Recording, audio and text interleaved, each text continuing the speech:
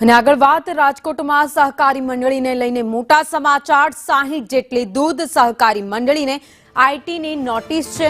2 થી 8 કરોડની ડિમાન્ડને લઈ મંડળીઓમાં ઓહાપોહ મચી ગયો છે। તો ખેડૂતોએ જમા કરાવેલી રોકડને લઈ નોટિસ ફટકારવામાં આવી છે। નોટિસને લઈ મંડળીઓ એક સાથે અપીલમાં પહોંચી છે।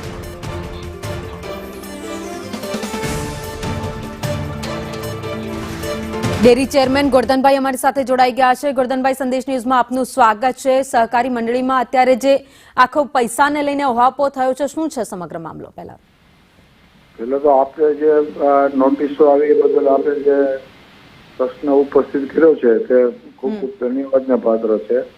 सारी बात छे के भाई नोटिस आई इनकम टेक्स की नोटिसो आवी होय छे दूध मंडळीओने। એ દૂધ મંડળીઓને વ્યક્તિગત એને જવાબ આપવાના હોય છે।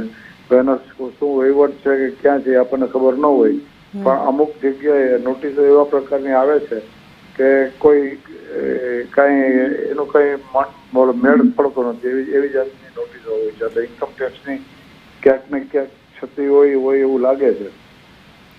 પણ એ જે પૈસાની લેવડ દેવડની વાત છે કે 2 થી 8 કરોડની ડિમાન્ડને લઈને જે મંડળીઓમાં જે અત્યારે વાતચીત ચર્ચાઓ ચાલી રહી છે, એ શું છે મામલો? દાખલા તરીકે રાજકોટ ડેરીને 173 કરોડની નોટિસ આવી હતી, તો અમારું બધું ક્લિયર જ હતું। રાજકોટ દૂધ સંઘની વાત કરું છું તમને, તો 173 કરોડ અમે ત્યાં નિર્મલા સીતારામને મળ્યા, બધું જોયું, બેન કીધું આ બધું ક્લિયર છે ને આ રીતે નોટિસો આવી છે બરોબર ની। તો અમારે જે નોટિસ આવી હતી હલ થઈ ગયો અમારો પ્રશ્ન, અમારે કઈ ભરવાનું આવ્યું જ નહીં, અમે તો ક્લિયર હતા। એવી રીતે ક્યાંક ને ક્યાંક જવાબ દરેક વ્યક્તિગત મંડળીઓ હોય છે, મંડળીઓને ઇન્કમ ટેક્સના જવાબ આપવાના હોય છે, તો એ જવાબ આપી દે એટલે ક્લિયર થઈ જાય। જી ગોર્ધનભાઈ, આપ અમારી સાથે જોડાયા, આપનો આભાર।